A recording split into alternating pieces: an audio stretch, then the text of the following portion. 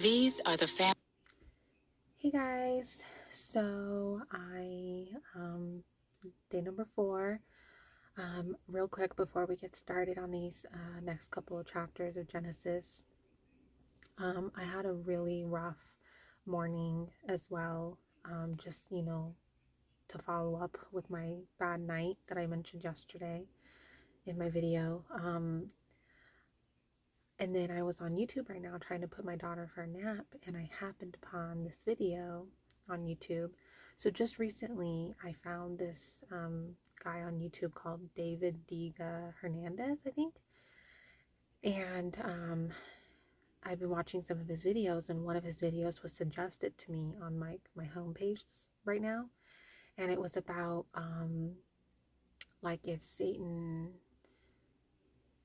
already has you, if you believe these things or something like that. I don't know. I'll put it in the comments, the exact video. But YouTube took away links, so I'll have to just put what you search for. But love this guy. He speaks so clearly and concise, and he's so easy to follow along with. And when I watch his videos, I don't feel confused. I don't feel lost. I feel like I really understand what he's saying. And I feel like that's what I need right now. I need someone to really speak in a way that I can comprehend and understand. Because I have seen some other videos on YouTube where people, I don't even know what they're saying. And I feel like they're just saying random stuff. So anyways, again, his name is David Diga Hernandez, I believe. So look him up. Great videos, great speaker, great work. But anyway, so the video I'm going to put in the comments, the title sounds a little like, oh, do I want to watch that? But trust me, watch it. It is actually way more helpful than the title leads to be. Make you think. By the end of the video, I was crying. I literally just felt what he was saying. Like, I definitely needed that video. So, if that was God putting it in my suggestion homepage, kudos. I actually prayed right now. The second time today already I've prayed. I prayed while my video was loading. And I just, am really asking God to help me fight, the darkness in my life and the demons in my life and the temptation and just everything, because I've been in the darkness for so long already and so deep, and I haven't even known this entire time. So to now know, I'm just like, oh my gosh, how do I get out of it?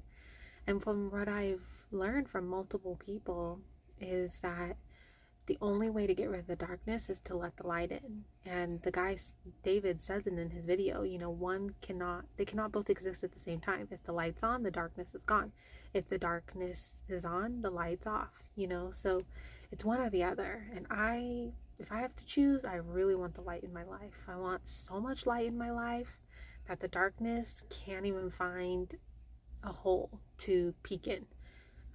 So I'm really just trying to pray to God to help me and guide me in how to get rid of the darkness in my life, to stop letting it in, to stop falling a victim to it. And so after watching this video and praying right now, I do feel better. I feel like a weight's kind of lifted off of me a little bit. So feeling good, guys. I definitely, I'm still struggling, obviously, that I've been mentioning the past couple days, but I feel like I'm going in the right direction. And, I keep having this feeling and this thought like, okay, I just need to read the Bible. I just need to read the Bible.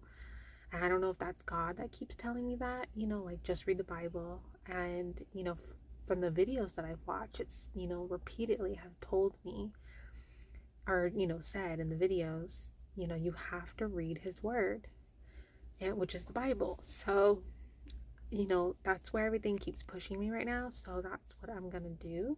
And I'm going to keep chugging along and, just take things day by day. So let's pick up where we left off yesterday. So this is the plan that the app Dwell is done broken it up so that you can read the Bible in 1 year. So I'm just following the plan that it has. So today, I believe, is Genesis 11 through 10 through like 14 something. So let's get started. Family records of Shem. Shem lived 100 years and fathered Arpachshad, 2 years after the flood. After he fathered Arpachshad, Shem lived 500 years and fathered other sons and daughters. Arpachshad lived 35 years and fathered Shelah. After he fathered Shelah, Arpachshad lived 403 years and fathered other sons and daughters. Shelah lived 30 years and fathered Eber. After he fathered Eber, Shelah lived 403 years and fathered other sons and daughters. Eber lived 34 years and fathered Peleg. After he fathered Peleg, Eber lived 430 years and fathered other sons and daughters. Peleg lived 30 years and fathered Reu. After he fathered Reu, Peleg lived 209 years and fathered other sons and daughters. Reu lived 32 years and fathered Serug. After he fathered Serug, Reu lived 207 years and fathered other sons and daughters. Serug lived 30 years and fathered Nahor. After he fathered Nahor, Serug lived 200 years and fathered other sons and daughters. Nahor lived 29 years and fathered Terah. After he fathered Terah, Nahor lived 119 years and fathered other sons and daughters. Terah lived 70 years and fathered Abram, Nahor, and Haran. These are the family records of Terah. Terah fathered Abram, Nahor, and Haran fathered Lot. Haran died in his native land, in Ur, of the Chaldeans, during his father Terah's lifetime. Abram and Nahor took wives. Abram's wife was named Sarai, and Nahor's wife was named Milcah. She was the daughter of Haran, the father of both Milcah and Iscah. Sarai was unable to conceive. She did not have a child. I find this interesting, because yesterday I kept mentioning how the Bible has only mentioned like the males, the sons, and their names and, their lifespans and everything. And now I feel like this is the first time that they're actually finally mentioning some of the wives, their names. And so, I just feel like that's kind of nice because I was kind of getting worried there for a second. I was like, what about the women? Terah took his son Abram, his grandson Lot, Haran's son, and his daughter-in-law Sarai, his son Abram's wife, and they set out together from Ur of the Chaldeans to go to the land of Canaan. But when they came to Haran, they settled there. Terah lived 205 years and died in Haran. The Lord said to Abram, "Go from your land, your relatives, and your father's house to the land that I will show you. I will make you into a great nation. I will bless you. I will make your name great, and you will be a blessing. I will bless those who bless you. I will curse anyone who treats you with contempt, and all the peoples on earth will be blessed through you." So Abram went, as the Lord had told him, and Lot went with him. Abram was 75 years old when he left Haran. He took his wife Sarai, his nephew Lot, all the possessions they had accumulated, and the people they had acquired in Haran, and they set out for the land of Canaan. When they came to the land of Canaan, Abram passed through the land to the site of Shechem, at the oak of Moreh. At that time, the Canaanites were in the land. The Lord appeared to Abram and said, "To your offspring I will give this land." So he built an altar there to the Lord, who had appeared to him. From there he moved on to the hill country east of Bethel, and pitched his tent, with Bethel on the west and Ai on the east. He built an altar to the Lord there, and he called on the name of the Lord. Then Abram journeyed by stages to the Negev. There was a famine in the land, So Abram went down to Egypt to stay there for a while, because the famine in the land was severe. When he was about to enter Egypt, he said to his wife Sarai, "Look, I know what a beautiful woman you are. When the Egyptians see you, they will say, 'This is his wife.' They will kill me, but let you live. Please say you're my sister, so it will go well for me because of you, and my life will be spared on your account." When Abram entered Egypt, the Egyptians saw that the woman was very beautiful. Pharaoh's officials saw her and praised her to Pharaoh. So the woman was taken to Pharaoh's household. He treated Abram well because of her. And Abram acquired flocks and herds, male and female donkeys, male and female slaves, and camels. But the Lord struck Pharaoh and his household with severe plagues because of Abram's wife Sarai. So Pharaoh sent for Abram and said, "What have you done to me? Why didn't you tell me she was your wife? Why did you say, 'She's my sister,' so that I took her as my wife? Now, here is your wife. Take her and go." Then Pharaoh gave his men orders about him, and they sent him away with his wife and all he had. Abram went up from Egypt to the Negev, he, his wife, and all he had, and Lot with him. Abram was very rich in livestock, silver, and gold. He went by stages from the Negev to Bethel, to the place between Bethel and Ai, where his tent had formerly been, to the site where he had built the altar. And Abram called on the name of the Lord there. Now Lot, who was traveling with Abram, also had flocks, herds, and tents, but the land was unable to support them as long as they stayed together, for they had so many possessions that they could not stay together. And there was quarreling between the herdsmen of Abram's livestock and the herdsmen of Lot's livestock. At that time, the Canaanites and the Perizzites were living in the land. So Abram said to Lot, "Please, let's not have quarreling between you and me, or between your herdsmen and my herdsmen, since we are relatives. Isn't the whole land before you? Separate from me. If you go to the left, I will go to the right. If you go to the right, I will go to the left." Lot looked out and saw that the entire plain of the Jordan as far as Zoar was well watered everywhere like the Lord's garden and the land of Egypt. This was before the Lord destroyed Sodom and Gomorrah. So Lot chose the entire plain of the Jordan for himself. Then Lot journeyed eastward, and they separated from each other. Abram lived in the land of Canaan, but Lot lived in the cities on the plain and set up his tent near Sodom. Now the men of Sodom were evil, sinning immensely against the Lord. After Lot had separated from him, the Lord said to Abram, "Look from the place where you are. Look north and south, east and west, for I will give you and your offspring forever all the land that you see. I will make your offspring like the dust of the earth, so that if anyone could count the dust of the earth, then your offspring could be counted. Get up and walk around the land, through its length and width, for I will give it to you." So Abram moved his tent and went to live near the oaks of Mamre at Hebron, where he built an altar to the Lord. In those days, King Amraphel of Shinar, I have to say these chapters are kind of just like, I don't want to say boring, but it definitely is just like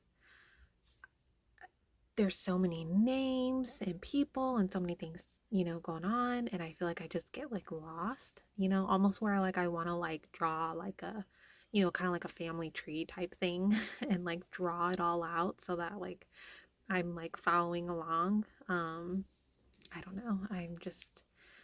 It's a lot. It's a lot of names. It's a lot of like places, just a lot going on. So I'm trying to kind of like take it in. And then also too, another thing I've been watching on YouTube videos is if, you're having a hard time understanding his word in the Bible. Like, just pray to God and ask him for guidance and clarification, and he'll help you. So I've also been doing that, because I really want to commit to this, and I really, really want to give this a chance. Like, I want to, at the end of this 365 days of reading the Bible, I want to, at the end, I want to make a video and be like, I'm a firm believer. My life has changed. I feel more peace in my life. I have gotten rid of the darkness. Like, I want that desperately. I mean, if you guys knew the depth of the things that I've gone through in my life so far, like, I desperately want that. And so I'm really trying to keep an open mind, and I'm really trying to let God in, and I'm really trying to, listen to the Bible and read it, and really just take it in, even on days like this where the information's a little like, okay, like hard to follow because there's so many names and so many places, going on. So I don't know, guys. It's just, if you're watching this, hang in there with me, join this journey with me, please, because I know I'm not alone, um, and how I'm feeling. And I wonder if that's part of the reason why I'm feeling like I need to make these videos. I'm wondering if that might be part of the reason. I don't know, guys. I'm rambling. Let's keep going. Arioch of Elasar, King Chedorlaomer of Elam, and King Tidal of Goim waged war against King Bera of Sodom, King Bersha of Gomorrah, King Shinab of Admah, and King Shemeber of Zeboim, as well as the king of Bela, that is Zoar. All of these came as allies to the Siddim Valley, that is, the Dead Sea. They were subject to Chedorlaomer for 12 years, but in the 13th year they rebelled. In the 14th year, Chedorlaomer and the kings who were there with him came and defeated the Rephaim, and Ashtaroth Karnaim, Zuzim and Ham, the Amim and Sheve Kiriathaim, and the Horites in the mountains of Seir, as far as El Paran by the wilderness. Then they came back to invade in Mishpat, that is, Kadesh, and they defeated the whole territory of the Amalekites, as well as the Amorites who lived in Hazazon Tamar. Then the king of Sodom, the king of Gomorrah, the king of Admah, the king of Zeboim, and the king of Bela, that is Zoar, went out and lined up for battle in the Siddim Valley against King Chedorlaomer of Elam, King Tidal of Goim, King Amraphel of Shinar, and King Arioch of Elasar, 4 kings against 5. Now the Siddim Valley contained many asphalt pits, and as the kings of Sodom and Gomorrah fled, some fell into them, but the rest fled to the mountains. The 4 kings took all the goods of Sodom and Gomorrah and all their food and went on. They also took Abram's nephew Lot and his possessions, for he was living in Sodom, and they went on. One of the survivors came and told Abram the Hebrew, who lived near the oaks belonging to Mamre the Amorite, the brother of Eshcol, and the brother of Aner. They were bound by a tree with Abram. All right, there we have it, guys. That is the end of today's chapters. Before I go, I wanted to mention, yesterday there were 2 specific things that I was curious about that I could remember off the top of my head in the chapters I read yesterday. One was about the bow in the sky, that was mentioned, and then also, the mention of we must not eat meat with its lifeblood in it. So I actually Googled those things just to kind of get some more clarification. So the bow in the sky, like and in the clouds, I guess, from what I'm gathering, is a reference to, a rainbow. So that's what I'm gathering. And then, the meat with its lifeblood in it, I guess. So back in the day, an animal like I don't know, it's a cow, or who knows, they would drain it of its blood to make sure that it was not alive before they, cooked and ate it. And so I guess that's what that means. Is make sure that, before we eat the meat of an animal, we need to make sure that it's dead, like no raw meat, basically. Like we need to make sure it's dead and the blood's out, and we cook it. Like we should not be eating like how you're supposed to eat raw meat, because you could get like bacteria and just all kinds of stuff. It's not good for you. You need to cook the meat. So I am gathering based off of what I read that that's what that means. So just thought I'd share that, guys. So today was kind of uneventful, but I do have to say that I am feeling better after watching that video by David Diga Hernandez on YouTube. And then I'm also, you know, um, I've been praying multiple times a day, and um, I definitely am feeling still like hopeful, and I'm still feeling like, during and after I pray, it helps. I feel better. So I definitely am going to keep going and keep down this journey. And yeah, so thanks, guys, if you're watching this. And I hope that, if you're struggling like I am, please join me. I would love, uh, to possibly, help others. And this turns out good. I don't know, guys. But thank you so much. See you tomorrow. Bye.